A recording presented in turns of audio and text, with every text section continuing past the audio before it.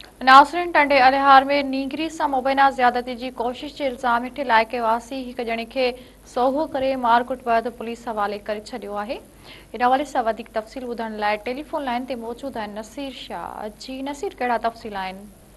जी त नाज़रीन ॿुधाईंदा हलूं त टंडो अलिहार जी ए सेक्शन थाणे जी हद में मीर शाह मोहम्मद टालपुर कॉलोनी में 7 साला मासूम न्याणी सां शाहिद कंबू नाले शख्स ज़्यादती की कोशिश कई है। ज़्यादती की कोशिश दौरान नंढड़ीअ जी छोकिरीअ जी रड़ियूं करण बैदि पाड़े वारा गॾु थी विया ऐं जवाबदार खे सोघो करे सख़्त मार कुट करण बैदि पुलिस के हवाले कयो वियो आहे। जॾहिं त ए सेक्शन पुलिस के हवाले उनखे कयो वियो ऐं उन जवाबदार ॾोह जो एतराफ़ करे वरितो आहे।